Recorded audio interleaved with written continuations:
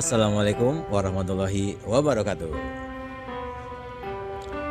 Bismillah walhamdulillah wassalatu wassalam ala rasulillah wa ala alihi wa sahbihi wa mawala wala haula wala quwata illa billah. Amma ba'du, rabbi shrah li sadri wa yassir li amri wahlul 'uqdatam min lisani yafqahu qawli. Selamat datang Narabala Kiswah, kajian siniar dan dakwah.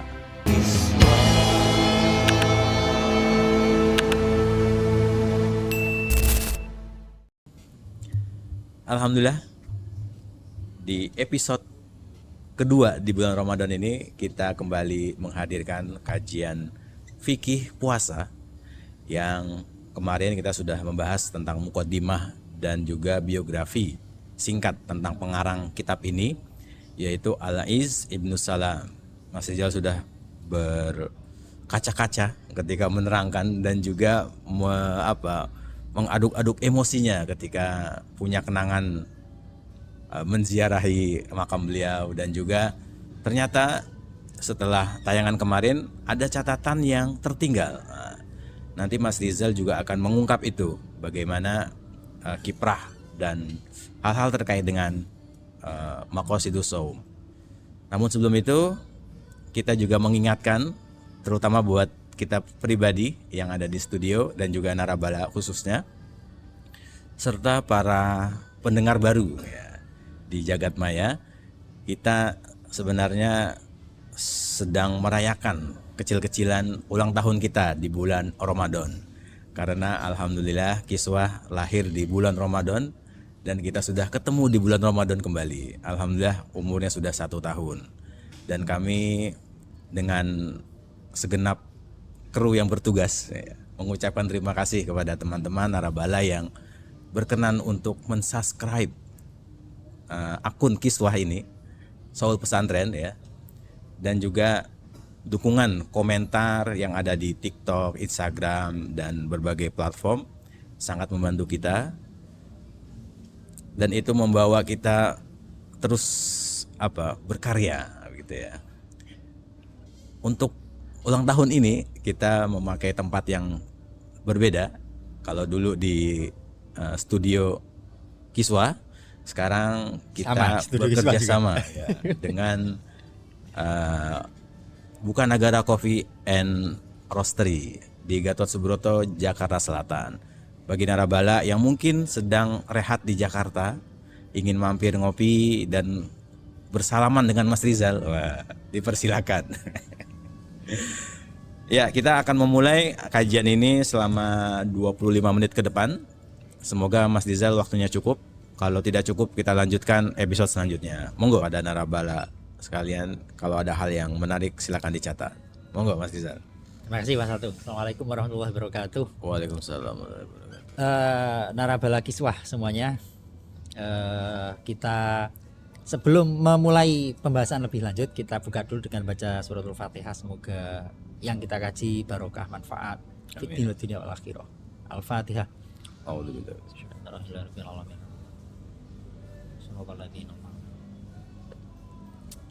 Baik, kita lanjutkan. Ini ada sedikit tambahan susulan gitu ya, terkait dengan biografi ulama yang kitabnya, yang karyanya kita kaji.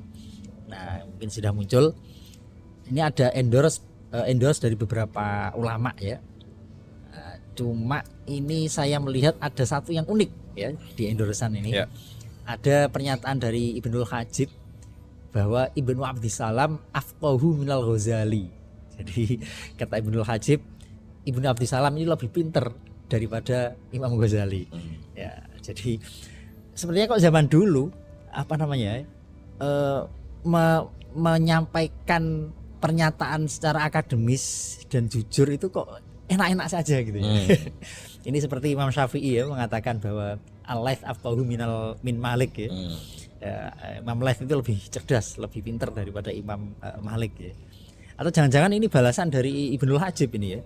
Karena Ibnul Hajib ini Malikul Madzhab. Padahal Imam Malik.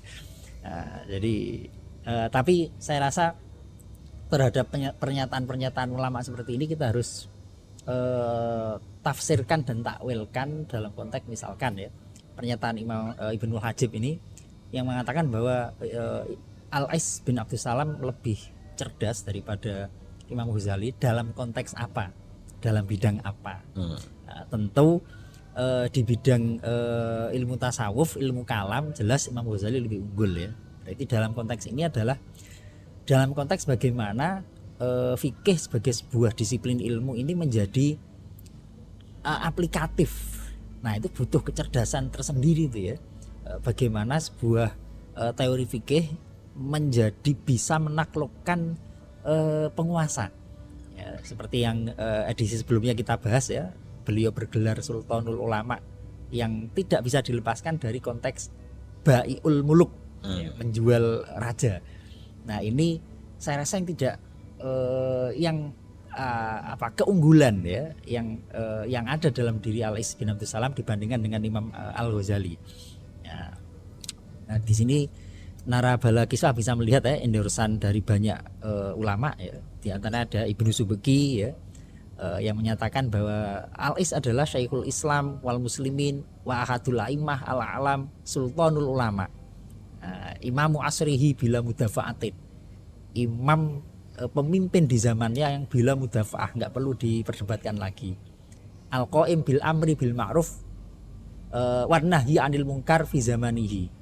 Jelas ya, menjalankan amar ma'ruf nahi munkar dengan sangat keren gitu ya. Di antaranya Asyuti yang kitabnya biasanya kita rujuk, beliau juga mengendorse ya Syekhul Islam Sultanul Ulama. Jadi sebutan Sultanul Ulama ini saya rasa yang penting dicatat adalah ini gelar bukan pemberian penguasa. Ya, tidak bukan dari khalifah zaman itu enggak, tapi ini adalah pengakuan dari kalangan, terutama kalangan akademisi. Jadi ini bukan gelar profesor kehormatan dari pemerintah, bukan. Ya. Oke, saya rasa itu terkait dengan biografi. Next kita akan lanjut dengan mengkaji isi kitab ya. Nah, ini yang kata Mas Atung di makam beliau ya, muncul lagi nih. Ini. Nah, ini dia kitabnya Maqasidus Shaum. Ada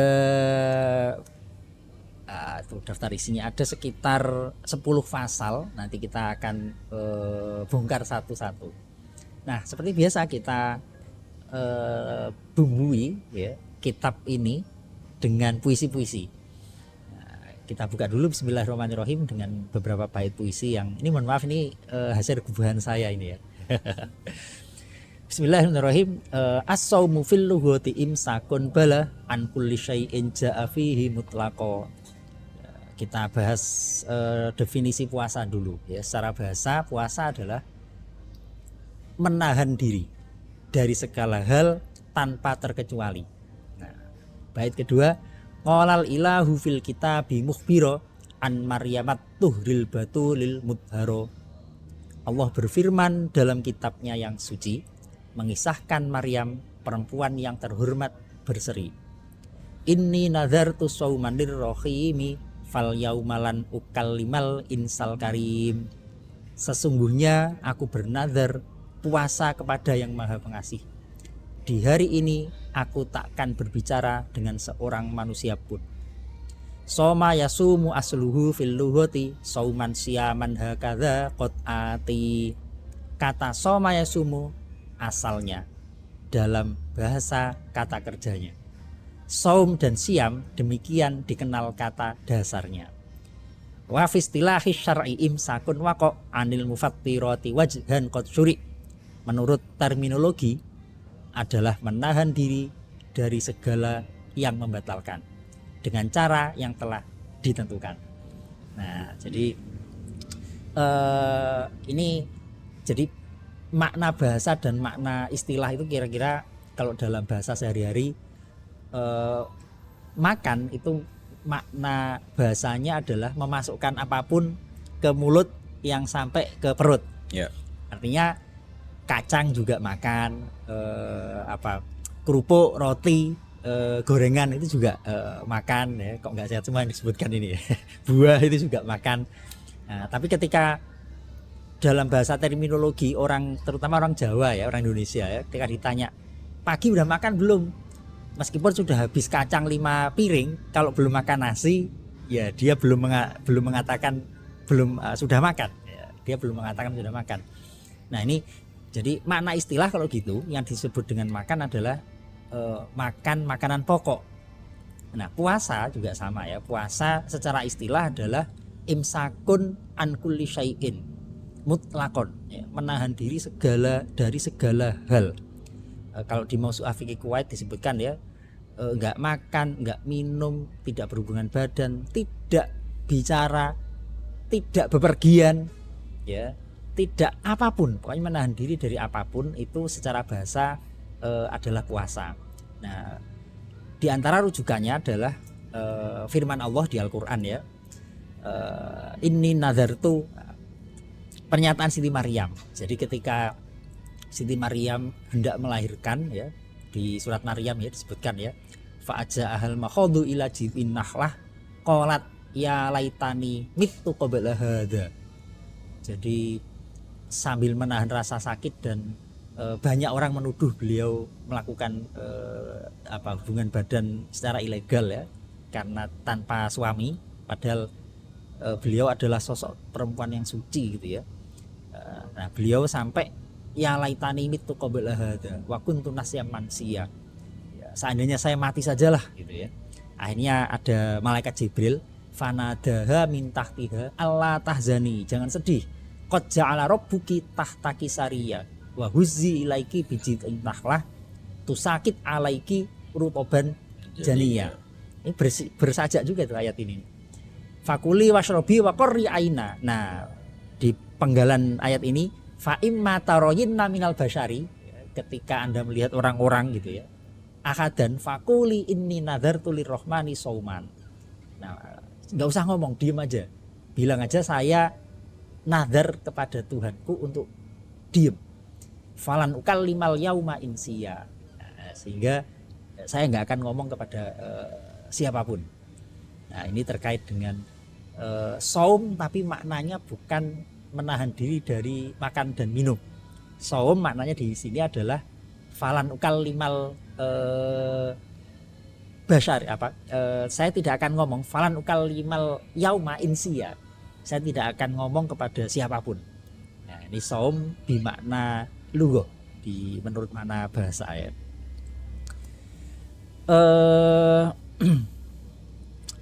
Kemudian nah ini kita ke kitabnya.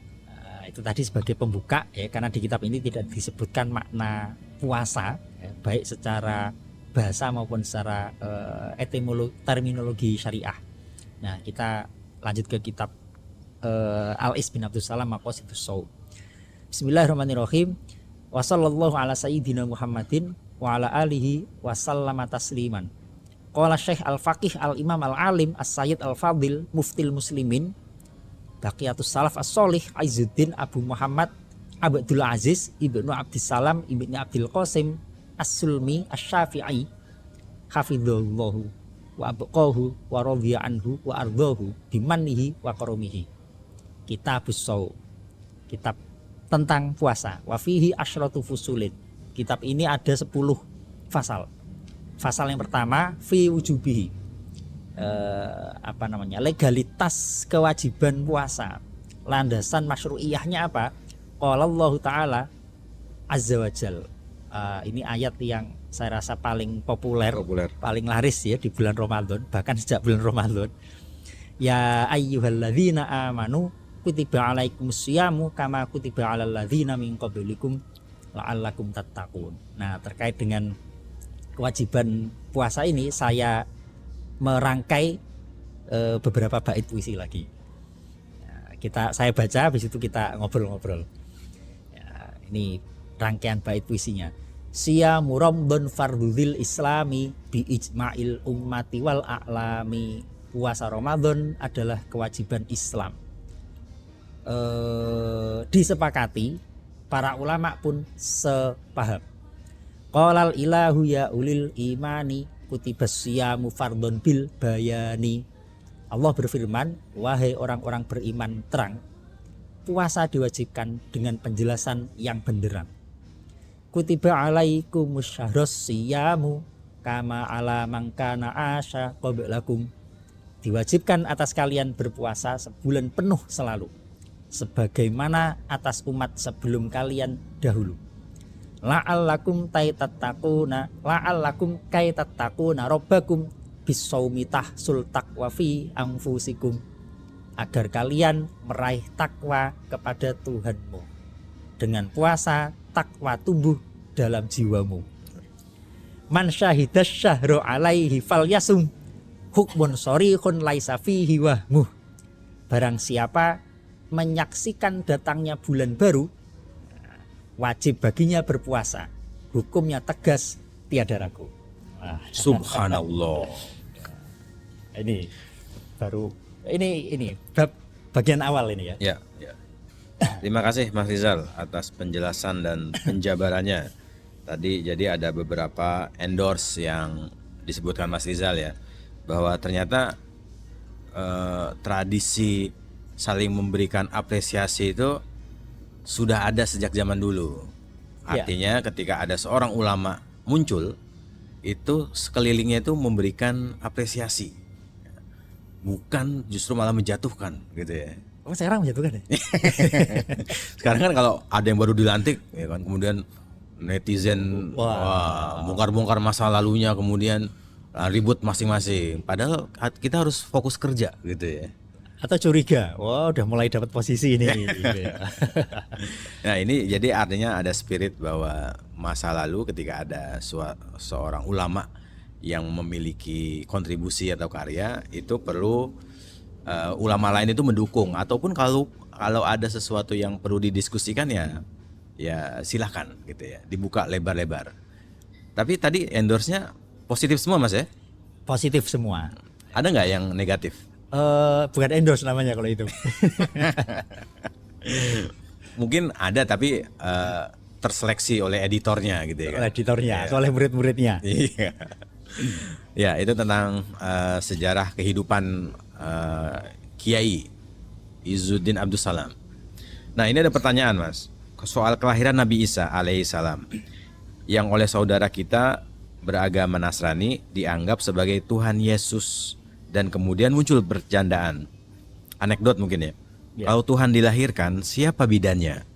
Bagaimana ini Mas? Wah ini sempat rame itu ya, Ya. bercandaan begitu ya.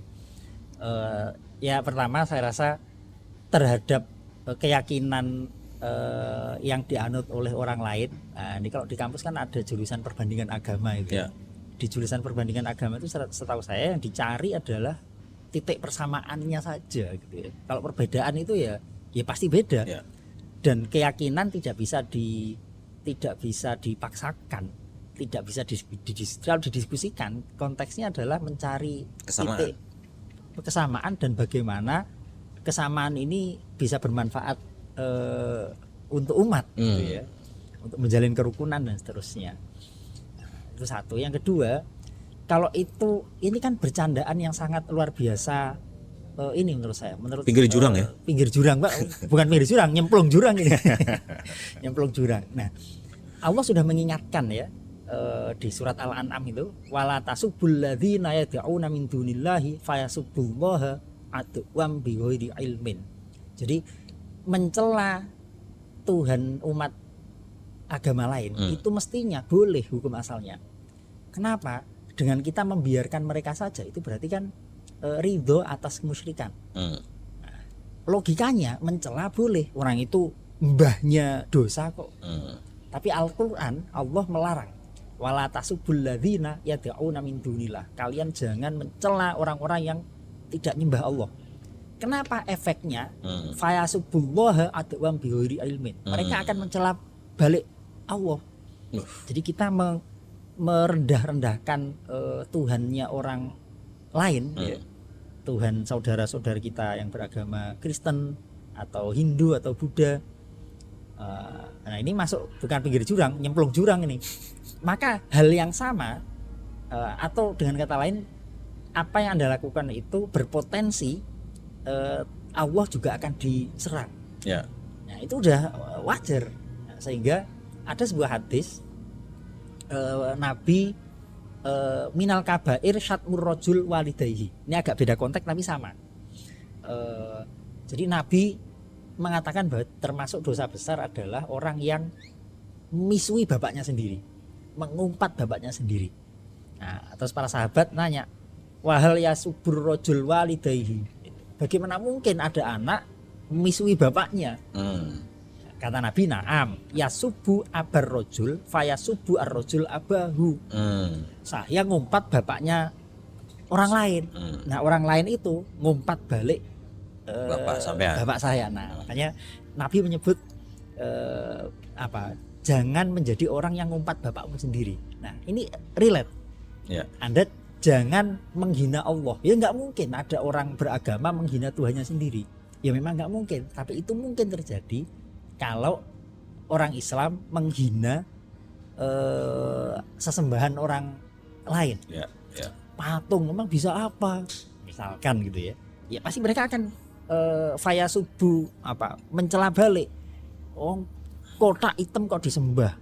Ya, apalagi berapa puluh juta ya untuk datang ke Mekah misalkan. Ya, biar tidak terjadi begitu ya sudah. Ini ranah keyakinan. Jangan dijadikan bercandaan. Ya. Jadi poinnya adalah titik temu. Kalau ada perbedaan maka cari persamaan. Ya. Ini menarik sekali nih. Jadi apa yang kita lontarkan tentang keburukan justru nanti juga akan ada efek timbal balik ke kita buruk juga. Nah, ini mungkin juga relevan kalau masuk musim kampanye kali ya. Oh, kampanye apa nih? Kampanye Pilpres atau anggota DPR. Pilek. Iya. Kalau saya mengumpat capres sebelah, sama saja dengan saya ngumpat capres sendiri. Dengan saya, iya. Jadi nggak boleh sebenarnya tuh. Jadi para juru kampanye juga ini jangan sekali-kali menyerang tetangga sebelah. Iya, betul. Tapi kalau memuji calonnya sendiri silahkan. Memang itu kan tugas. Atau malah justru dia memuji lawannya, Mas. Wah, mestinya gitu ya. Biar nanti lawannya memuji dia gitu ya. Nah, kaidah baru. Tapi mungkin nggak begitu. Kita coba. Oke, ini ada pertanyaan lagi, Mas. Waktu kita tinggal 6 menit. Duh, cepet banget. Tadi kan dijelaskan ya, ada sebuah ayat yang sangat populer di bulan Ramadan, bahkan sejak Syaban. Bukan hanya populer secara lisan dan khutbah, Mas. Di kalender mendekati Ramadan, itu kaligrafinya ayat itu ini. Ya? Iya. Kutiba alaikumusiyam kama kutiba alal ladzina min qablikum. Nah, pertanyaannya adalah kalau memang ayat ini menjelaskan umat-umat terdahulu berpuasa, apakah Ramadan mereka juga berpuasa, Mas?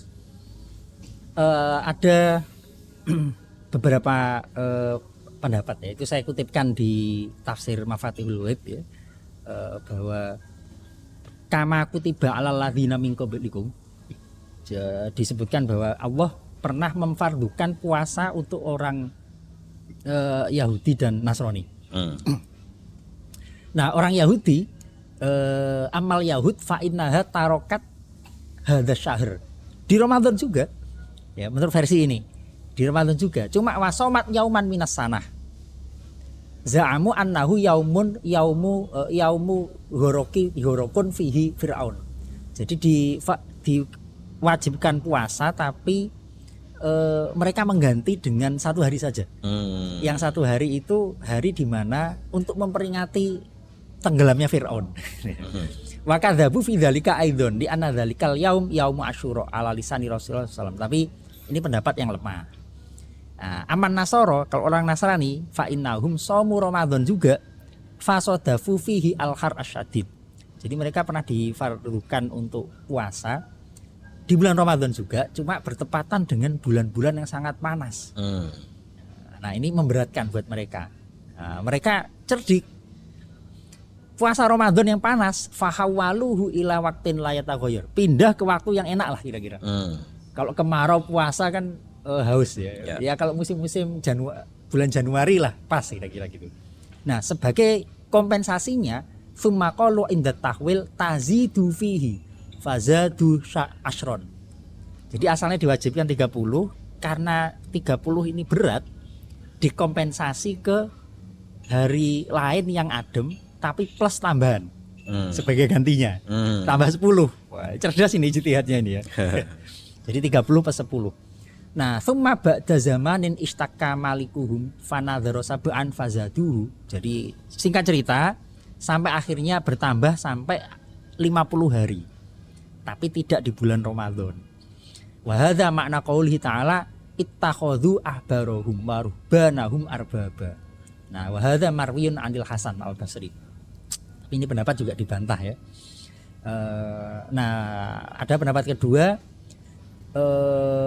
somu qabla salasin yauman wa ba'daha yauman. Jadi 30 sebelumnya dan 30 sesudahnya. Tsumma lam yazal al-akhir yastasinu bisunnatil qarnil alladzi qablahu hatta saru ila khamsina yauman. Ini agak mirip. Nah, yang agak mendekati yang dikuatkan adalah pendapat ketiga ini ya.